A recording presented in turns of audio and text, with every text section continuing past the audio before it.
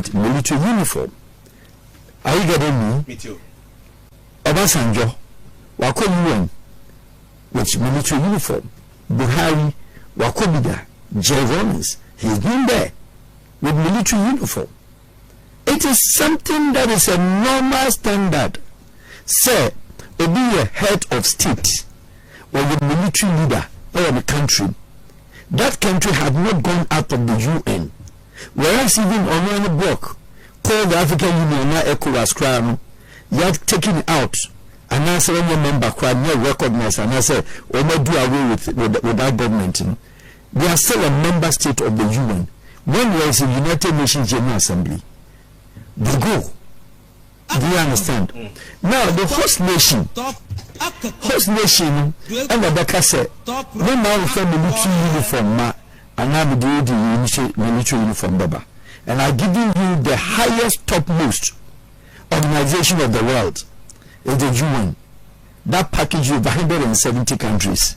So organization, Rebecca said the biggest independent democratic forum of the world. Military leaders at the UCO. Young share Cuba leader Fidel Castro in UN General Assembly or the military uniform no choir. So if Ghana president swear in ceremony, one thing that we do not know, which we are going to take us through, and then you don't see a deck a crabby. And he said, and when Burkina Faso leader, and I said, Bembia of Guinea, and I said Chiani of Niger, and I see Gota of Mali. I saw Iran also or Bagana swearing in ceremony. The president-elect, our friends, was in the position. The president-elect was once a president. And to our friends, our bloc, our friends were ECOWAS, our friends, our African Union. Now the African Union practice, they say, Ghana, like Mozambique, other countries, this year, countries are here elections, African continent. The UN platform, the UN platform, and then also the African Union platform, and then the ECOWAS platform, and then the SADC platform, and the European, the East African platform, and the Central African Union. Only the battle to say, and then Ghana, I win a year election, only swearing in on the 7th. President, who block no person visiting such an investiture, swearing in. Then you can notify. Say what direct access allowing more invitation from Ghana government. But so per se African Union also power and now let us know so they deal with the foreign affairs. Okay. And I'm taking you through the protocols. Okay. This is very interesting. And we will move free African Union. But we'll be her, His Excellency the President-elect. Or now for let's say Traore President Mama Adamfo off the presidency, and as not only a president. Now during the campaign, something that you and I and public do not know say, or canvassing for support from the region or friends or region. Why? Because we are conscientizing the mind say, or when you are only Burkina Faso Juma, only Chiani Faso Juma, only Mali Faso Juma, but His Excellency is predecessor, and that's Excellency in the government. Now only a part of the ECOWAS only severe diplomatic relations with these governments. Because of how yes, PDS 1, PDS 2, PDS 3 declaration. PDS 1 declaration or the Massimigator say you are turning the table on where ECOWAS or a member. And was suspended the mayor. I mean, only an Accra say. So therefore, I know President Mahama, even so president-elect, that all your campaign, also so our countries idea were creative friendship. Young share on the Gabonese leader. Only now are done for, also a military leader. And it is a boss or Japanese say, may introduce me by inauguration. Branefa in the better. What does it mean? You canvass for support from the regional leaders and your friends, both on the African continent and outside the continent of Africa. Anything, as I say, obi a opposition for 8 years. Now all bad government, all pre-elections, while winning elections, now as many the time Ghana that kind of a crowd, presidential visits will come here, Ghana at 50. Ghana at 50 was the only occasion we had more than 10 to 15 presidents every city here, because that was a historic and it was big. But normal swaying in there, we were 7, 8, 10, 6, 7. Now there is a catch. Who was the special guest of honor? Tinubu. Ghana and Nigeria, we have that kind of friendship. There was an occasion in Koho, because there was a time Nigeria was swaying in Ghana and Kobe. It became a diplomatic law, which was not possible. That shouldn't have happened. But me my details. Ghana president Nigeria, so it's okay. Let us not go there. We are not here to take side. Well, yes, of course, under the Fourth Republic. We are the second government or third government or fifth government, it doesn't matter. But what I'm trying to say is Nigeria is always seen. Ghana, but you hold on. Nigeria is always seen as say Ghana a big sister, big brother, and Ghana says Nigeria big sister, big brother. It is all what your Ghana president swear in, you swear Ghana in. It's a Muslim Nigeria president, the best special guest of honor. In the case of His Excellency Nana Addo Dankwa Akufo-Addo, the first way in, the special guest of honor was Alassane Ouattara of La Côte d'Ivoire. Why? Because only our woman no million for but no Buhari. The Bachwati said, when the president elect in the election, Ebia Opese, we invite him as a special guest of honor. Now let's talk about the president that came. Traoré had been a topic on the continent. In Ghana. Say, Argentina Traoré ba Accra with military uniform. Obeje France in actually say the youthful exuberance, the how all perform with Burkina Faso, and the entourage. And the youthfulness, the energy, the bar, it is just only commonly known. Say, you show me television, so you take the oil, and to see him walking on the land of Ghana, it's so enthusiastic and very nice. One would ask, some are saying, so we see some color in him. One would ask, Argentina na His Excellency Nana the government, MPP government, Traoré Makura Bishia Nana Burkina Faso. There's what is called diplomatic trust. That trust, and they say, if we are no on G government, and already in France for 10, already our coup protester, say the MPs will be destabilizing, when we are taking in the government in it down. Following what happened, if fire comes so far, so also to the boss, Damiba. And that kind of friction, Damiba Tipogu, and it is still pushing ahead for them to take off the boy. Therefore, what done also. But it isn't interesting. Isn't it so surprising? Yes, everybody on me is Excellency President Mama. Now I'm telling Ghanaians, and say, President Mama, if you know, the minority tribal settings one north borderland with Burkina Faso. We have the Bangala, we have a lot of Kusasis, some even Mampusi, Bezangas, Gruma. Most of the tribes in the one north at the front tip. They also have the same tribal settings, Moshi and Co. They are in Burkina. So President Mama is telling Ghanaians, me, I will not sever the relations with Burkina. Minko phone before or woman to the boy. Even though so a senior man when it comes to presidency, President Mama is far ahead. Why vice president? Why president? Why with Michel? Why hold you? These are guys only younger, only ubia or that fun as a role model. So interestingly, between you and I, you'll be shocked. Say on the continent of West Africa, the guy has taken President Mama as his godfather. That is how the presidential system works. Nana Addo, or the godfather, as far as African Union is concerned. as far as African bloc is concerned, as far as international community is concerned.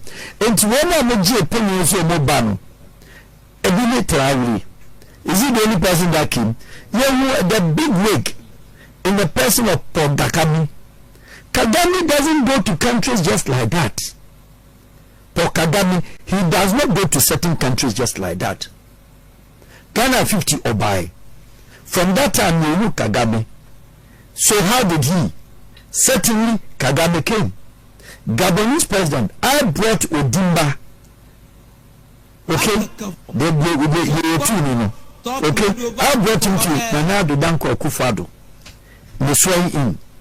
And a Ghana government, Eddie Oseje, former minister of foreign affairs. And I mean, so me here, the liaison for Gabonese government. Odimba, now on me, that time we were too close to Ghana, but Odimba is American trained. Odimba also pursued, so there was a discussions. Then we said, okay, you will come. So we throw in the invitation, we throw in the request. Say a Persiaba. Ghana responded diplomatically. Then we liaised up with foreign affairs. So all the details that went through, what went on, I negotiated with the Ghana government. Yepe short car for the president, Yampa high car, the backup car, Yepe Land Cruisers, Yebeji Land Cruisers, Ghana Simeon 2 penny the amount. Yoke, yes, Yebeji Biaka home, or the entourage of 30, security detail of 7. Yebe cry weapon and cry weapon and these are what is called diplomatic agreement. It goes through the diplomatic agreements. We do that. I didn't find no better. Ghana say, Mama, your friend is Kempiski. Okay, your budget room, but I agree say be that. But we notify the state security. Say, President Nebano, your family free tarmac, or say, Joe, how bit you ever catch them. I negotiated. Yavana and Coke Hotel Ghana located here because I had their better. But we took him to just behind your prestige. Japan embassy, Korea embassy opposite, a normal apartment. So when we receive him from the airport, or Sergey receive him on behalf of Ghana, we coordinating on behalf of Gabon, we pick him up straight away. Who drives him? I said, I don't know the Ghana. Burma police officer, and Tim Kofa police officer, or a Burma. I will trust him. It's always like that. Okay. Your friend is saying, what's the name? Personal police station, or motor rider. I'm saying, I know him. You be the driver. The bodyguard, Oba, with a young girl, Eraka. She was the bodyguard, holding weapon. President's sister at the back on the left, on the right. Then Osage, the host for Ghana, sit on the left. Ahead of time, we say the Gabonese leader Nebano, yes, Victor Smith was to coordinate for Ghana. Ideally, I would have also be on the Gabonese trail and then do the liaison. But as I said, I wasn't there. But then we coordinate that in our agreements, you know, a year Juma. Now, so your mom can be scared one ordinary yes. Yes, we have to tell the national security. Yes, the national security will be notified because national security would also back up. On the back, your entourage. But the problem that Ghana has is that State Protocol Department, and I'm saying this on authority, is a shame to the country. We don't have CASA, a techie presidential entourage when they are visiting this country. And most of the governments in Oba, Oman high. Private. Yes, Land Cruisers number 1. Now Ghana government they be say Tinubu. Nigeria government Oba. Ghana some allocating moving pick. Or some dasi rooms saying or some number 30 rooms or some entourage dosun. And Timisu me pay biaka home. Nigeria about can be going to be about 120 rooms because the security detail for 65 big one and sana the ministers and then the foreign ministry near at the protocol from only Dawson and to also be at their account and sana one man when they are arriving are you getting me when they are arriving which route are they using from the VVIP lounge of the airport you take airport, which road? Independence Avenue, straight away today. And I say, Obakon Hotel, Ako and Sana Yadenaba, the parade or the grounds. In the case of the Gabon 2016, when we pick him, Yadenaba procedure, and my name Gabonese students be shy. We had whatever, and then we had a private meeting with the ambassador Minko from Togo, who was responsible for Ghana. My good self, your name is Dinkomo. We gave them the details, plus the security, the top security was a Chinese man. You Dinkomo. Okay, which is the way? President from her, straight away, we are going to the Independence Square. After the Independence Square, when the president is sworn in between 12:30, bang, bang, bang, yeah. When the president is moving to International Conference Center to receive, to be a host of all the presidents in Abana, will be a 10 minutes, 12 minutes, tete-a-tete. I want to go greeting and hug them, our well. So we usher him in. From then, straight away, we didn't take the president to Prestige. The room that we took, hotel from Hallelujah, and yes, that's why you timidly near the roof will require the check for them to make use of it. Straight away, near Janukwan. Now, the issue for Ghanaians, which is an interesting thing, is that we will say, or producer, or then in such as a gun.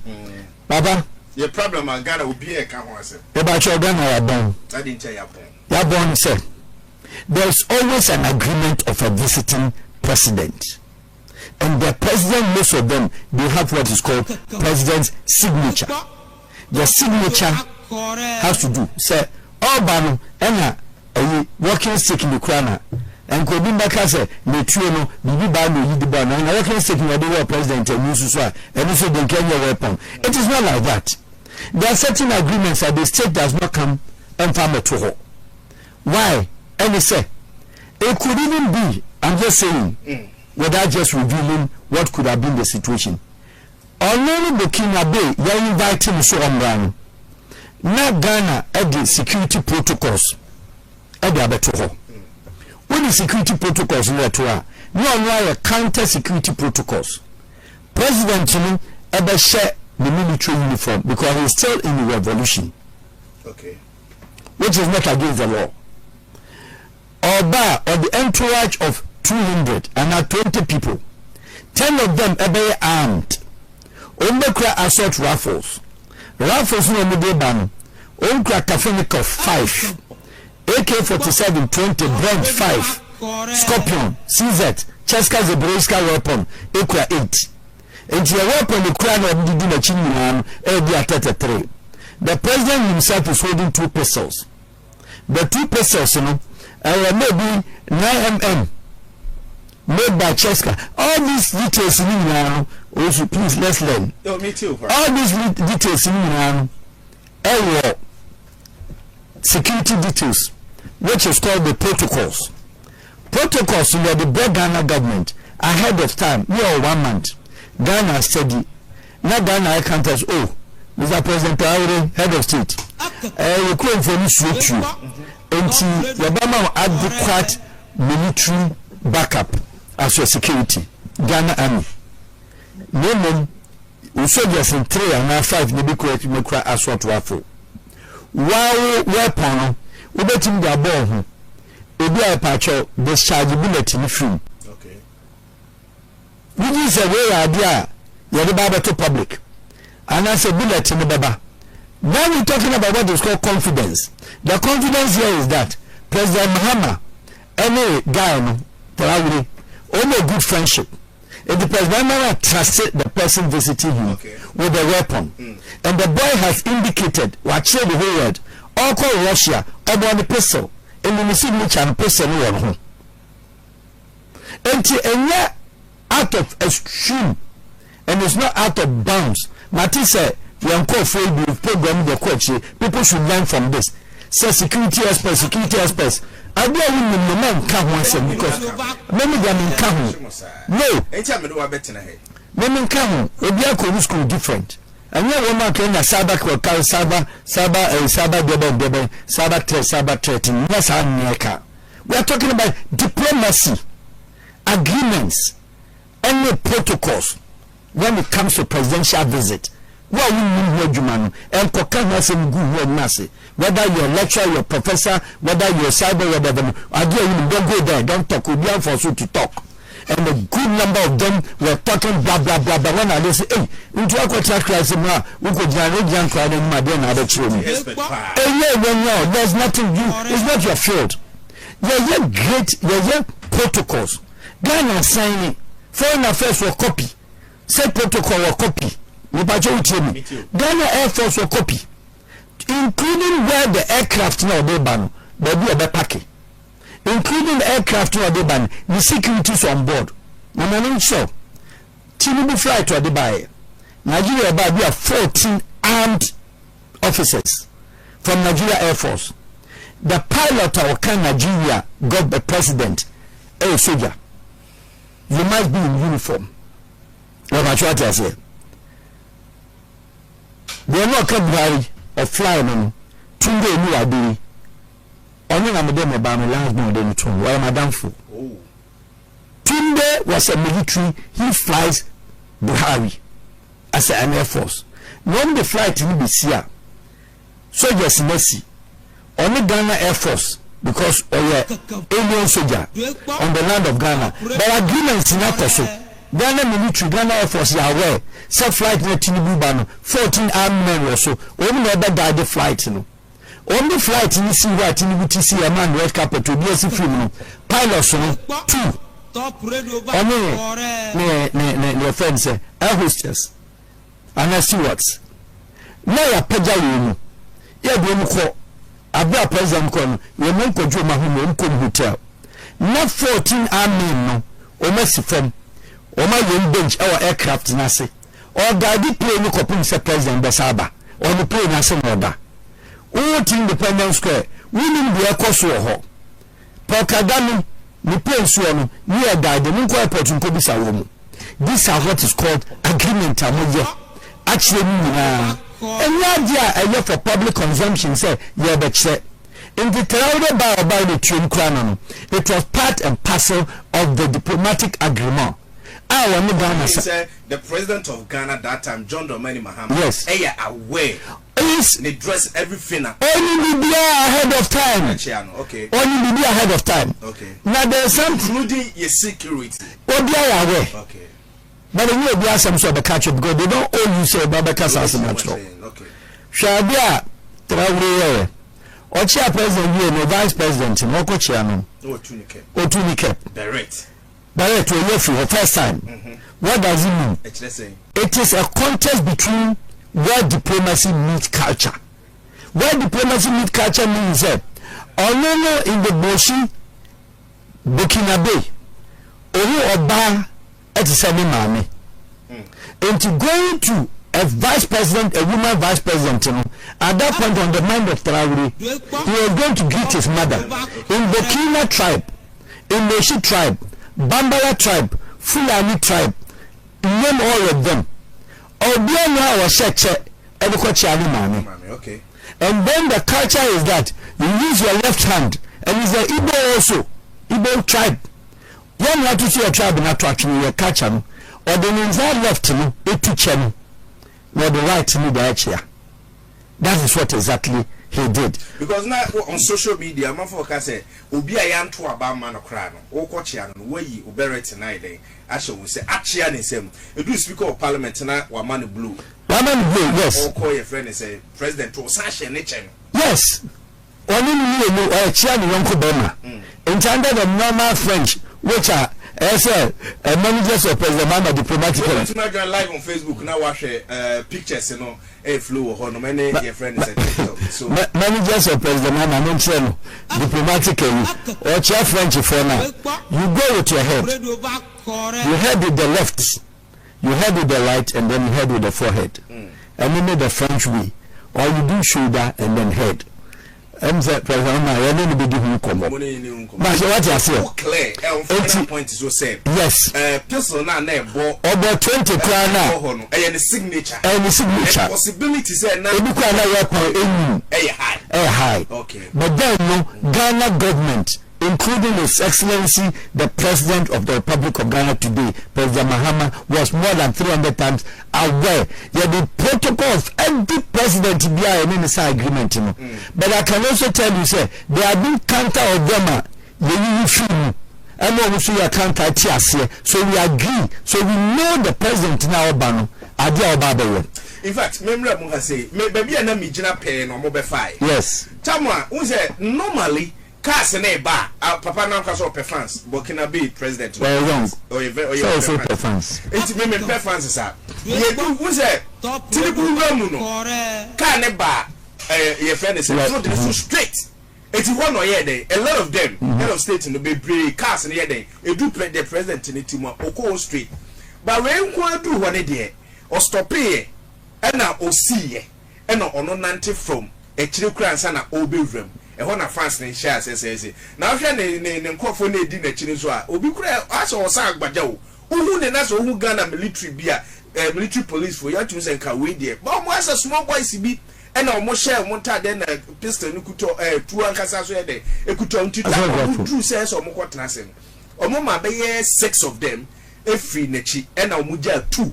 And another Kukutan a bag. Yes, I mean, bag or Samba back. And we had Eddie Camp. Lady Campton, there, a higher later, a moment big actually. Baby or quarter enough, I say, Hono be our attention, Eden. It's because, like you said, Burkina Faso by a president, the signature by a tunubo, and I say, or more color uniform, how I need to tell Ghana for you. I say, yeah, but Jenna Swan, I said, why, something extraordinary. Ghana for showmanship. Now, the same thing in Ghana near the Thomas Sankara. I fancy for Bufuya. Na Sankara Bajawu or Bajawu if you say not tilted towards English. Now Ghana and a Jerry, not on the mind of the French. Jerry was the motivating factor. Or Mikuno, Ebina Valentine Strasser, Eddie AFRC, the same concept Korea Sierra Leone. What I say, Eddie Tusu, Joseph Momo. Strasser had that time at the age of 25. The vice president side beside the year of 23 in the 90s. You know, they were also having that kind of fun. A country a pedama showmanship. But let me clear here something that would be very clear on the mind of Ghana. Said, or did train or the Bahana who did American President Bush, Ebesia President Kufuor, our Republic of Ghana in the mid 2000s. President Bush, Ebesia President Kufuor, American protocols, when you should be over 300 agreements, 300 agreements, security protocols. Only the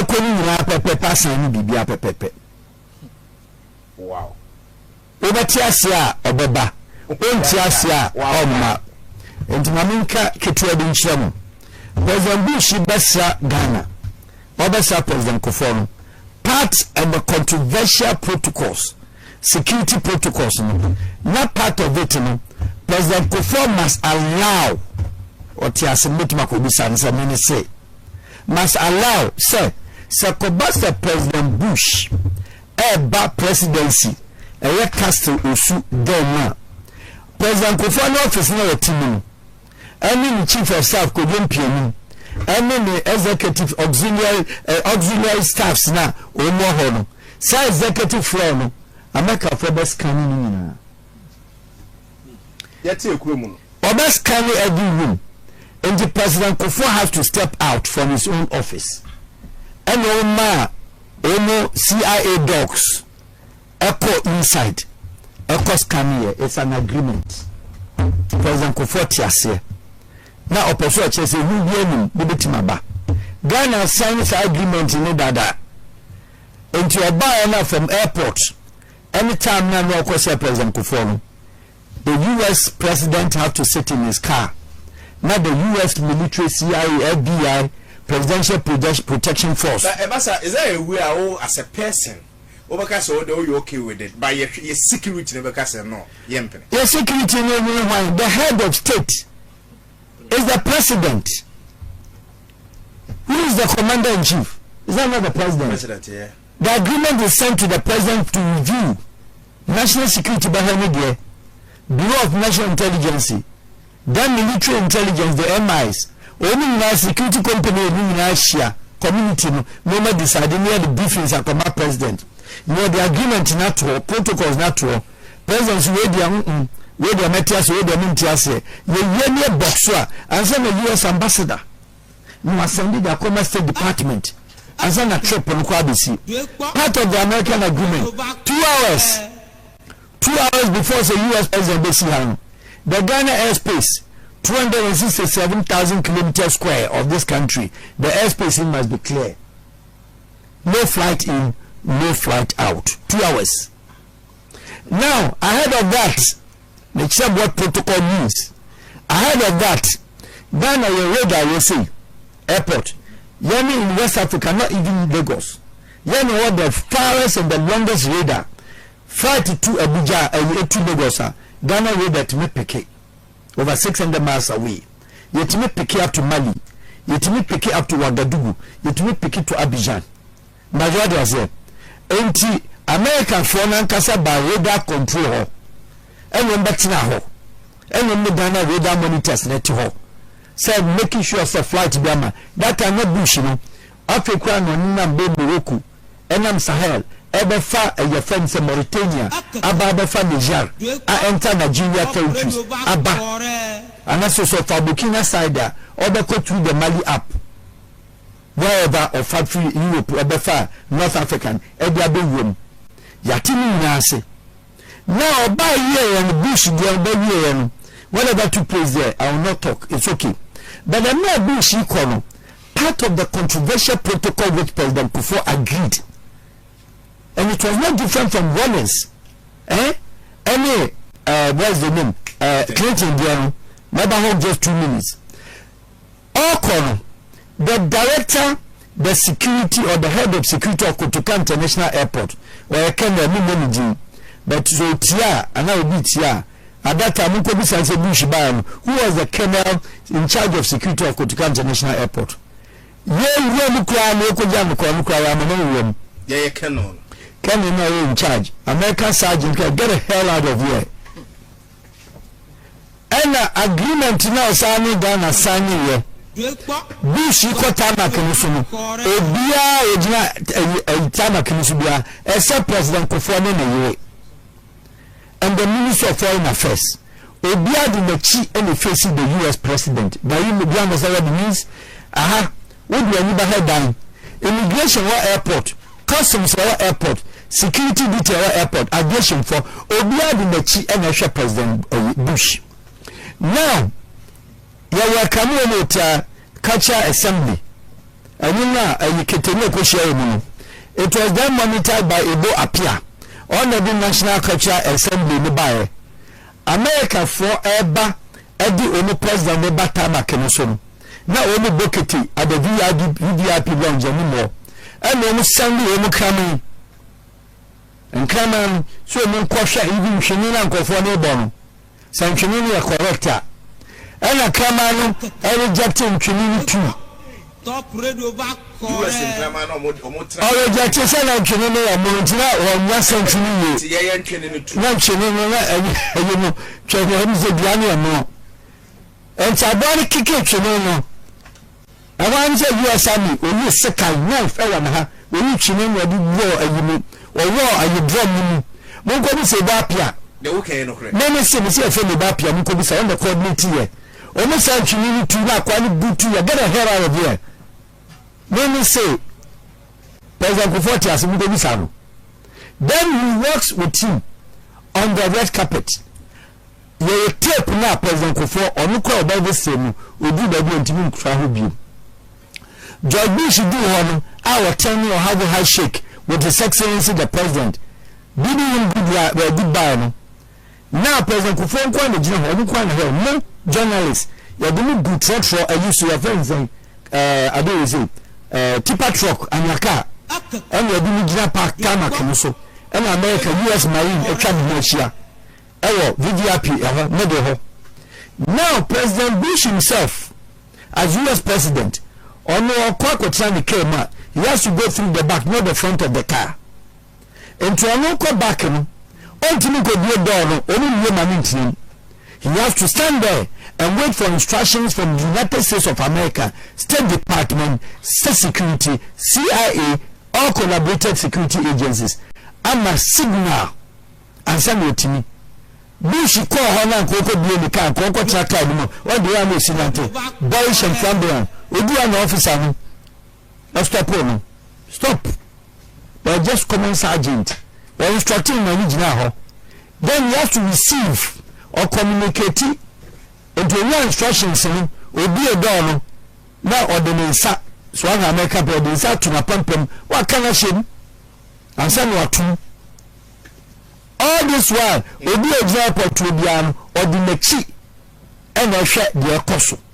Very well. Live on top 103.1, 25 minutes after 8. Yene Farouk Al Wahab, international diplomatic consultant, and then anything come off final point is we. There was some minutes to go. Now, Yamra back, Yan Sam Refi, yes. A course. Ye na ye nim say about US and maybe UK na you for ya Ghana your alliance kakra. Yes. No more boom. And Ubia so who says say Russian government and Burkina Mali, yes, Niger, on the sound for Burkina Mali, Niger, and other countries on the continent. Now, yena American for an boom, and they Burkina President, Abba yen so your honor. I will no pistol boha watch him say, yes. For all you know, ABI a protocol we say, and no ma or more church and security express and according to you, or mabon.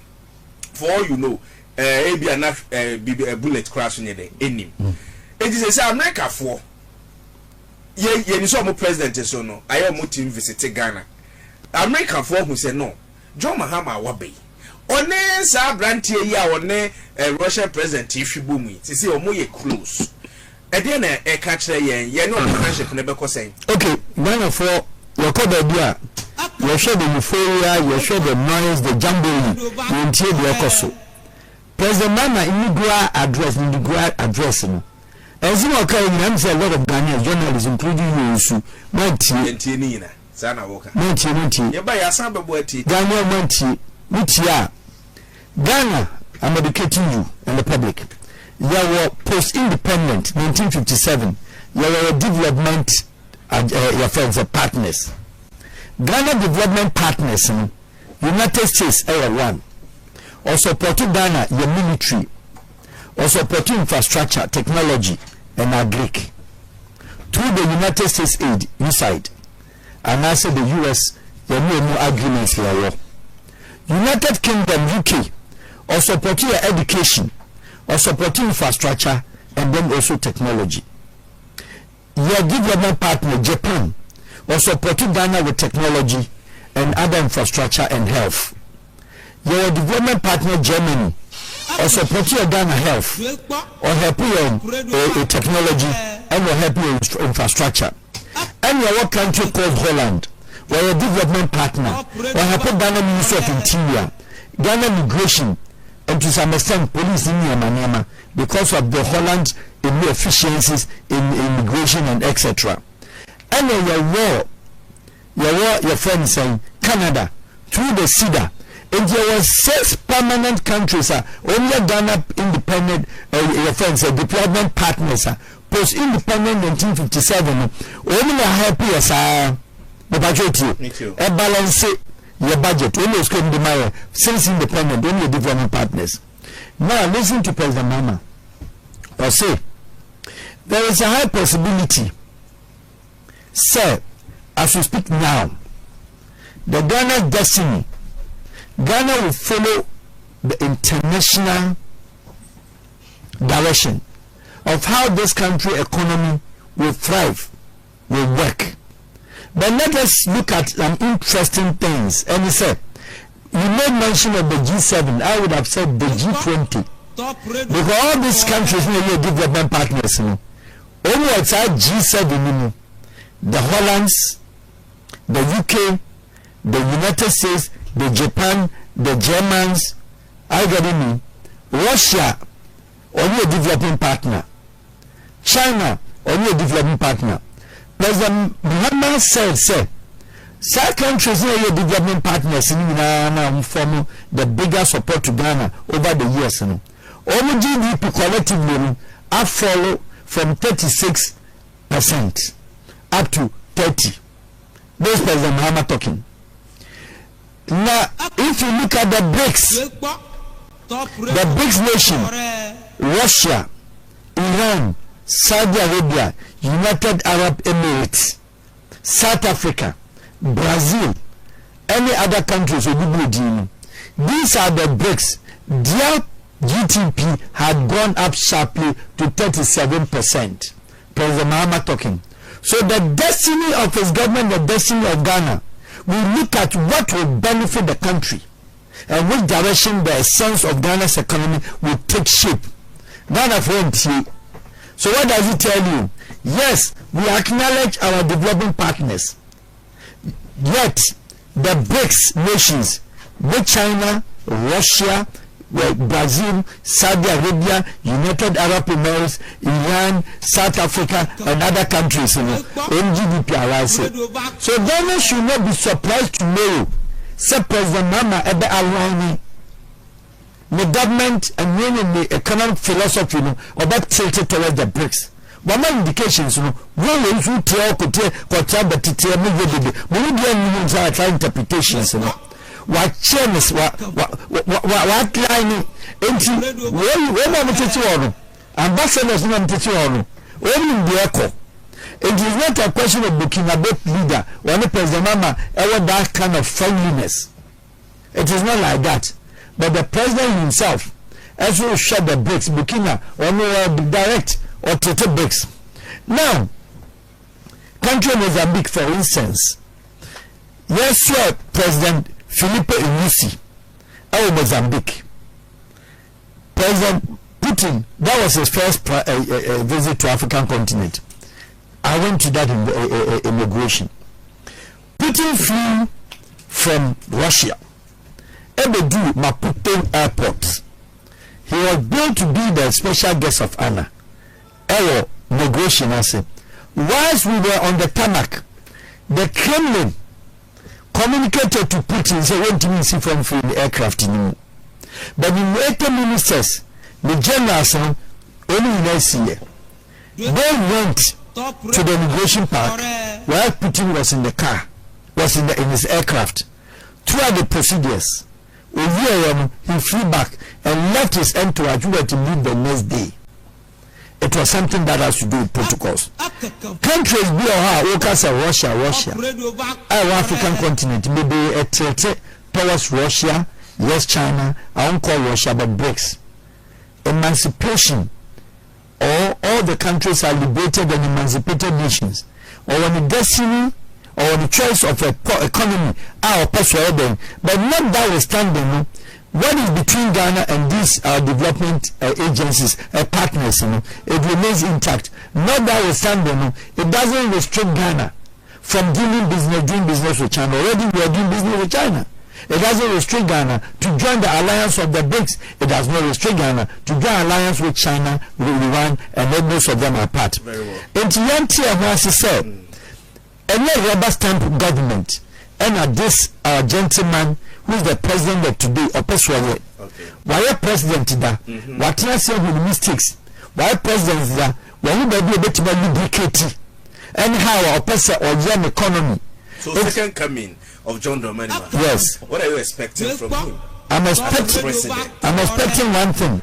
Sir, Obeta strong ministers, not only from his party, but then you should go outside the diaspora community. Okay. The diaspora community means country Korea or the refugees outside Korea. When person are German other places, not the build in the country. Chinese in the 90s, every Chinese outside China was a refugee. When the person are there, when the build here. Turkish were slaves in Germany. Late up to 1998, every Turkish was a slave in Switzerland or Germany. Women acquire the technology. Wama take your do baby or do. Brazilians were refugees in America. Japan had been a refugee before. All these countries, emerging markets most especially, only call for diaspora. But then the Master President Mahama and the Ghanaians said, "What what to mean come for the party activism so percent the government very successful. Whereas say what they can indicate say who system ministers. System ministers does not mean sister activists of NDC. Sister official ministers with Ghanaians collective. Say Blaster who said yet we call for Ghanaian born outside. Emmanuel Bebo Blaster what stop Ghana government and for that matter his excellency President Mama to go and do say because say international organizations around the world, world-based universities, most of the lecturers, head of departments of especially medical field, South Africa, head of orthopedic, the best orthopedic, they are all Ghanaians. What stops you from picking any of them? Let them come and challenge and do business with Ghana. We do not do that because, sir, President Tinubu Betlase, Abeshefa, the party activists, no more ministerial posts. When they go into the ministries, they only know say doing politics, but not to do the business of the day. That one is my expectation, sir. President Onye. Another area. Onye. No, Onye, sir. Yes, no, do that. Okay. Also, the Ghanaians at large. Okay. Your professions will come. They study. The knowledge partner of every presidency is your university. The last time I said, your friends are Cardinal Mills. Oh, we know I am a band of Ghana. Your friends are World Bank. Yes. I say Ghana free good one. I am very experienced or more if you can go there and bring them in to some support to Ghana will go forward. Let me give you one thing. Alassane Ouattara, President of the Republic of la Côte d'Ivoire, only Côte d'Ivoire blood relations were not there. It was then the third one, President of la Côte d'Ivoire. Now Côte d'Ivoire were burdened with the car. French farmer car a kumu, and you call UN General Assembly, and you call World Bank Copeska, or call them, and you call to say there is a certain person called Alassane Ouattara who is a director of World Bank. Only na na ye Côte d'Ivoire ye ho adwuma ena ofe bisan say we dey no sin ye Burkina Faso sa ena otia na Côte d'Ivoire ye law say otimi man nationality obi a betima bua country no ena last ka say daneme garo listen me papa ye farmer e Côte d'Ivoire e north into ye Burkina Faso me pa chew mame nkopo World Bank chew we have permission now, never do Côte d'Ivoire. No more Prime Minister. So it was an arrangement between the Côte d'Ivoire government of Hofo and World Bank, and then we release Alassane Ouattara and then Maro. And one man of French Côte d'Ivoire passport. Or by on maybe sa politique du évoquer ivoirien, politique ivoirité, Côte d'Ivoire politics, of who is another nationality politics. Then Côte d'Ivoire, I say, qui est ivoirien, mais et père, ou bien père. Et bien, nous m'avons un papa à dire, on est ivoirien, là, ça, il sait, elle dit non. Ou bien, on dit Côte d'Ivoire donne ma bête, ma casse, tu viens de Timon. Elle a, on m'a un prime minister. Elle a besoin Côte d'Ivoire économie, mais Brédima, au fait gagner. Au fait, il y a National Assembly.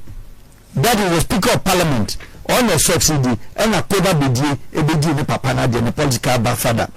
Obedi adianu and on be change because of Alassane Ouattara the influence and the popularity no when say anya adherence in elections only to mano and they could change Côte d'Ivoire nationality law and then Ivoirien seki eme epa it's no man ni papa nya adherence when the Côte d'Ivoire and then the Alassane Ouattara. Wherever they go, I mean, at the buyer or force you say, no, I don't either your mother or your father. And so now that's what I am qualified.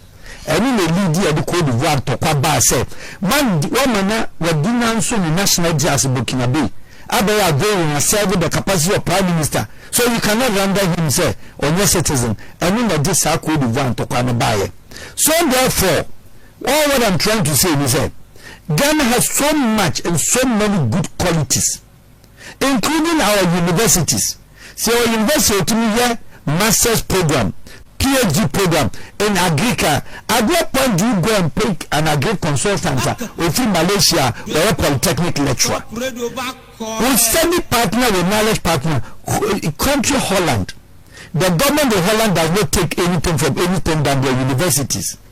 And to Utrecht University, only the advisory Holland government, what to do with agric, what to do with politics, what to do with governance, what to do with administration, what to do with finance, what to do with that.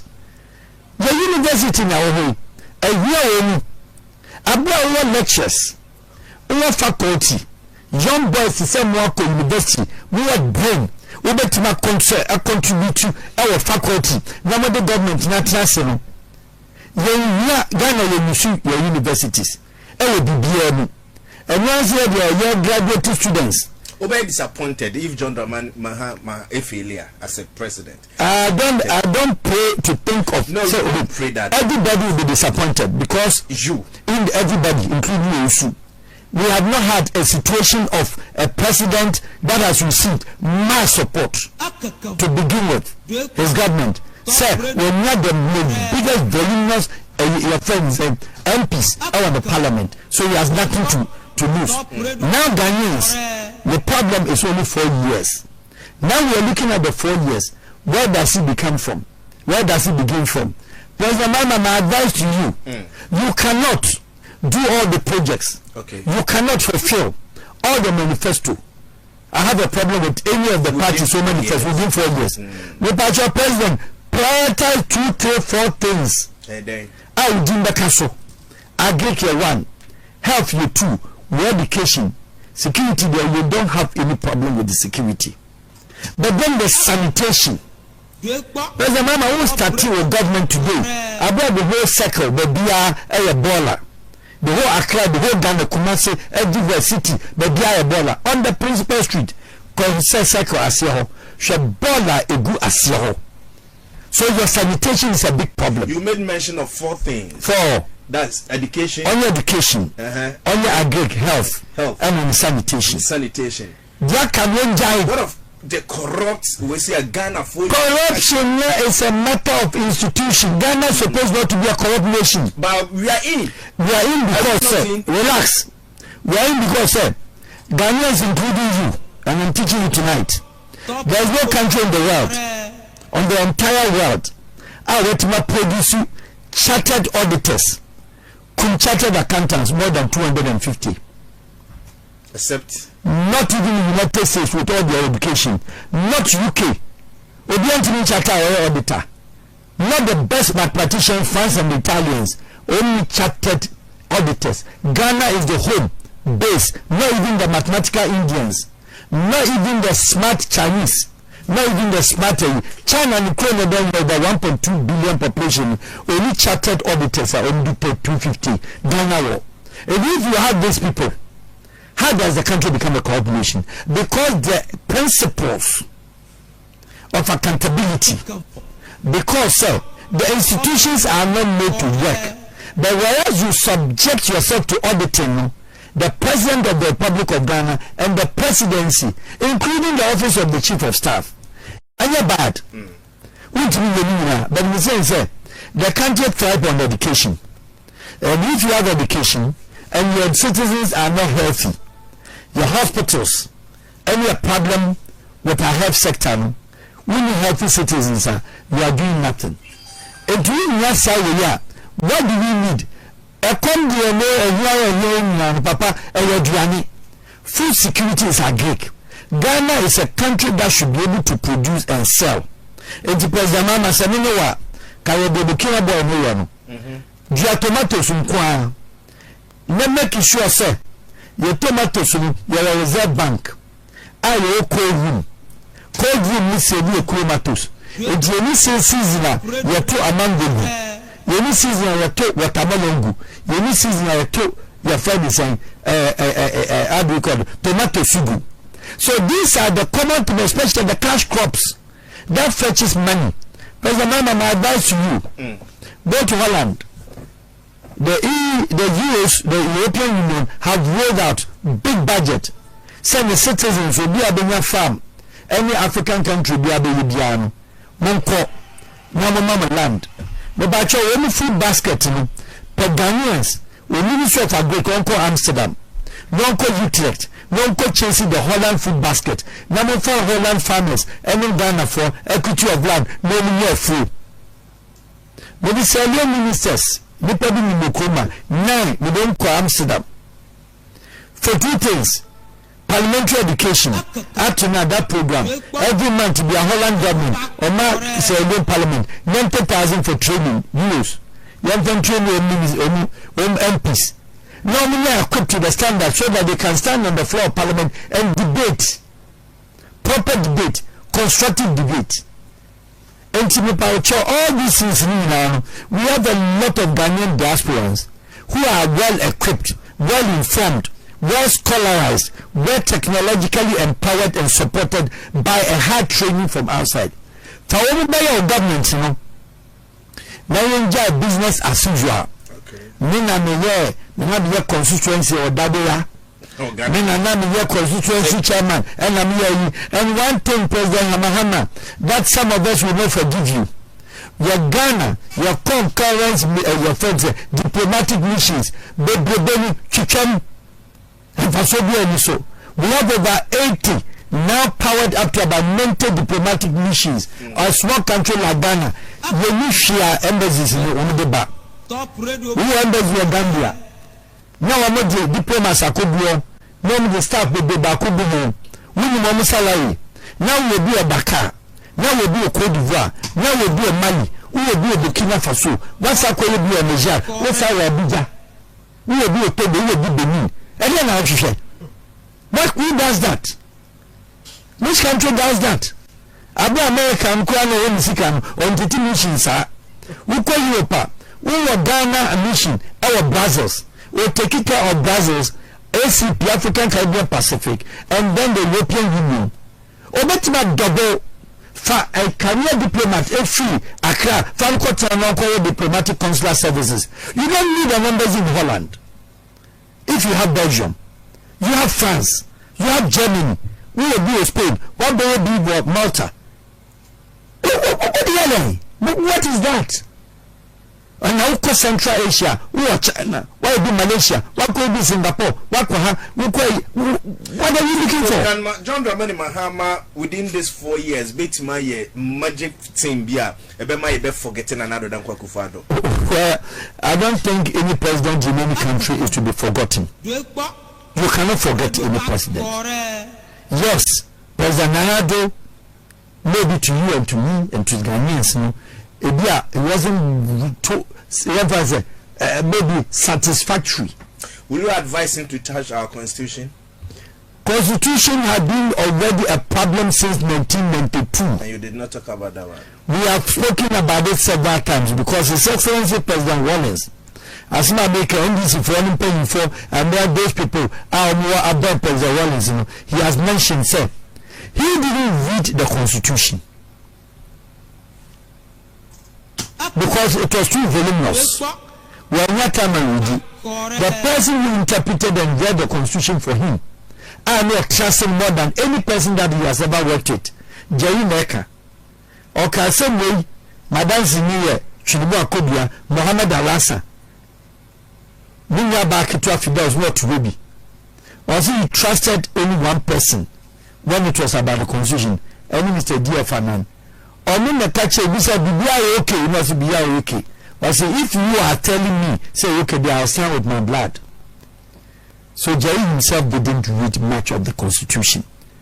But when he sat back and now started reading out of boredom when he was made by president, he realized there were some things he wouldn't have signed.